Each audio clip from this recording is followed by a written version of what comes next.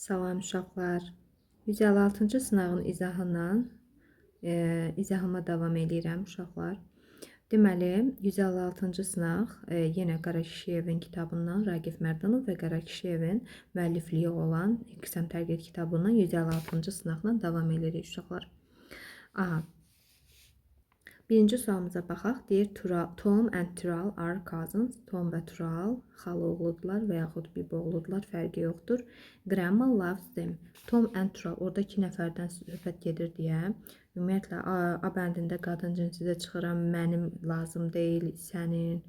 Onun tək olsaydı B-ni götürərdi. 2 nəfərdən danışdığına görə, yəni Tom and Tural 2 nəfərdir deyə onların nənələri onları çox sevir. Doğru cavab B bəndi olacaq.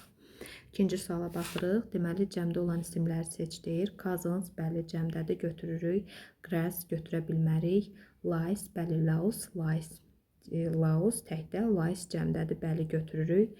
Wood götürə bilmərik, salimiyən isimdir. Bir də oxen götürə bilərik. Deməli, 1, 3, 5 doğru cavab D bəndi oldu. Üçüncü sualımıza baxırıq. Üçüncü sualda deyir ki, cümlə düzəlt. Biz demişdik ki, cümlə düzəldəndə mübtədə xəbər, tamamlıq, bu quruluşa fikir verəcəyik. Sonra place, time, yəni yer zərfi, zaman zərfi. Mübtədə mazıdır. Elman neynədir? Watched, baxdı. Elman baxdı. 2-3 ilə başlayacağım. Ona görə BD-ni çıxdım. Elman nəyə baxdı? Interesting film isə bilirik ki, yanaşı gələcək. Yəni 4-5 yanaşı gələcək deyə baxın, A bəndində yoxdur. Burada da 4-5-in arasında bir girib, o da yoxdur. Many interesting books olacaq. 1, deməli 2, 3, bir dəqiqə nömrələyək.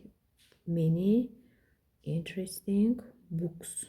Necə oldu onda? Deməli 2, 3, 1, 4, 5, 2, 3, 1, 4, 5. Bəli, doğru cavabım C bəndidir. Növbəti sualımıza baxırıq. Növbəti sualda sual cümləsini seçdik. Doğru sual cümləsini. Baxırıq uşaqlar. The day before yesterday var. Deməli, burada did olmalıdır. Onlar bir gün əvvəl sırağa gün, yəni onlar sırağa gün nə içdilər? Burada cümləmizin köməkçi feili yoxdur. A bəndində what did they drink olmalıydı özdə. Ona görə A bəndini çıxırıq. Bir dəqiqə. Aha. A bəndini çıxırıq. Sonra what drank they? Əsas feil mübtədanın qarşısına keçib. Bizim sual cümlələrimizdə elə bir qaydamız yoxdur deyə onu da çıxırıq. What did they drink the day before yesterday? Elə C bəndi bizim doğru cavabımızdır. D bəndində nədirsə what did they drank var. Biz demişdik drink, drank, drank olur. Drank yox, drink olmalıydı. Bax, buna görə bu da səhvdir. Burada da what did they drank 3-cü formada seçib. Yəni buna görə də bu da səhvdir. Doğru cavabım C bəndi. Düzgün definition testimizə baxırıq. Yəni söz bilgimizə əsaslanır. Guardian nədir? Bələdçi, angel, yəni mələk, firefighter, yanğın söndürən. A spiritual creature, yəni nə? Mələk, ruhani varlıq, nəsə belə bir şey. A person who protects something, nə isə qoruyan şəxs, yəni kim? Bələdçi. 1 olacaq B bəndi. A person who extinguishes fire. Yanğını söndürən şəxsə də nə deyirlər? Yanğın söndürən deyirlər. 1B, 2A, 3də C. Doğru cavabım C bəndi oldu. Sonra uşaqlar baxırıq burada innocent deyir. Innocent sözünün opposite, yəni əks mənasını, antonimini seç deyir də, düzdür? Antonimini seç deyirsə sözlərimizin tərcüməsinə baxaq. Biraz sözlər pis düşüb burada. Bir dəqiqə. Deməli, innocent məsum deməkdir də. Yəni günahsız məsum. Günahsız məsum deməkdirsə, baxın, B bəndində yellow var, sarı nə əlaqə, friendly dostcasına, tall, hündür, ignorant da, yəni vecinə almayan bu mənada deyil.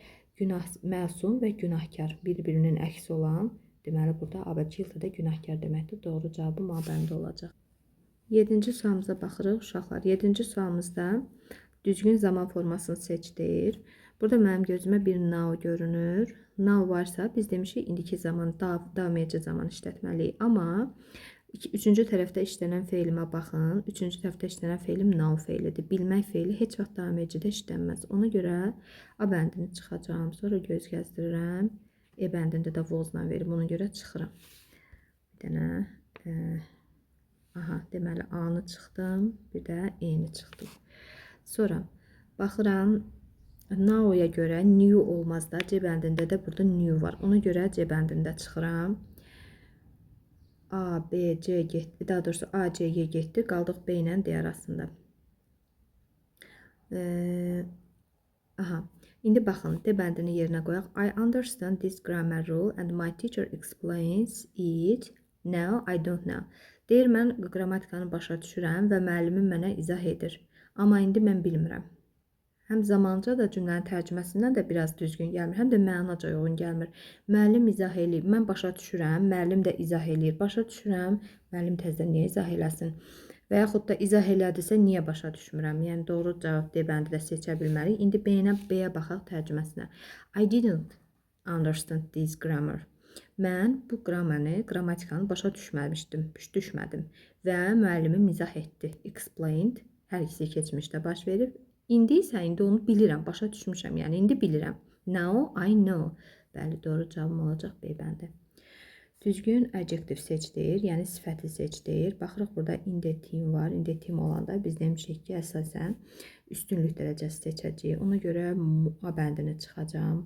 Yenə burada da zən olmaz. Bunu qoysaydıq B bəndini, bu cümlənin içində zən olmalıdır. Ona görə bunu da çıxdım. Həm də indetim var, üstünlük axtaracam. Talented də çıxıram. Most talented yoxsa E bəndi. Bunun da Z-si yoxdur deyəcəyini də çıxıram. Doğru cavabım E bəndi. 9-a baxırıq. 9-da deyir ki, when Samuel. Aha.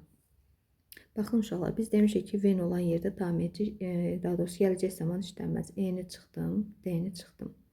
Samuel əgər üçüncü şəxsin təkidi indiki zamanda rich-lə olmazdı, rich-si olardı. Deməli, B ilə C arasında fikirləşirəm. İkinci tərəfdə də he var, drink olmazdı, drinks olardı. Doğru cavabım qaldı B bəndi. 10-cu sualda deyir ki, deməli, will, some, phone you. Düzgün zamanlar, daha doğrusu sual sözlərini seçməliyik. Who will some phone you? Who-nu bura qoysaq, heç tərcümə də uyğun gəlmir. Who will some phone you nə deməkdir? Some sənə kim zəng edir? Belə şey edəcək, belə şey olar. Who-nu biz qoya bilmərik. Yəni, bu cümlənin mübtədası da var, tamamlığı da var. Who burada artıqdır. Ona görə who-nu çıxdıq.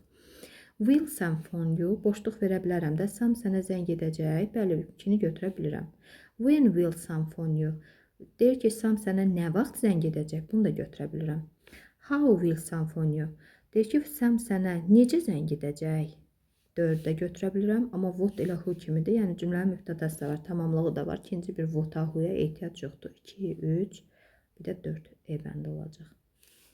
11-ə baxırıq. 11-də deməli, article testidir. An honest man deyəcəyik. Bəli, bu doğrudur. An ugly boy deyəcəyik. Səhvdir. Biz demişik ki, bu yazılışa görə deyil, tələffüzə görə olur da. Bu testlər yəqin yadınızdadır. Keçən testimizdə demişdik. Ona görə bunu çıxıram. A useful information. A useful olmalıydı. Onda bunu da çıxıram. An unkind people. Bəli, bunu da götürürəm. Doğru cavab 1, 4, B bəndi. Sonra preposition seçmək lazımdır. Deməli, burada uşaqlar elə əzbərə dayanan bir testi to be interested in özündən sonra in gətirir deyə. O biri variantlar yox, ancaq E bəndi düzgün olacaq. Deyir ki, əksər oğlanlar texnologiyaya maraqlıdır. Texnologiyaya marağı var bu baxımdan. Deməli, doğru cavab E olacaq. Yəni ki, bunun başqa variantı yoxdur. To be interested in. Bəzi sözlərimiz var ki, özünün hazır söz önü var. Bizə düşən ancaq onu əzbərdən yadımızda saxlamaqdır. Sonuncu 13-cü testimizdə isə uşaqlar deyir ki, deməli, düzgün modal feili seçəcəyik. Baxıram, you, were able olsaydı to-su olardı, A bəndi getdi. Sonra are able yenə to olardı, E bəndi getdi. Have yenə to ilə olardı, getdi. Bilirik ki, bunlar to-lu olan modal feillərimizdir. Couldn't da indiki zamanda, keçmiş zamanda da burada it is deyil, indiki zamanla əlaqəlidir. Yəni, it is olan yerdə kodu niyə işlədirəm? B də getdi. Doğru cavabım D bəndi. Tərcüməsi də budur. You should wear a coat, it is snow. Sən gərək palto geyinəsən, qar yağır. Yəni, məsləhət xarakterli cümlələrdə əsasən biz should işlədəcəyik. Bugünkü testimizdə bu qədər uşaqlar. Növbəti izahlarda görüşərik. Sağ olun.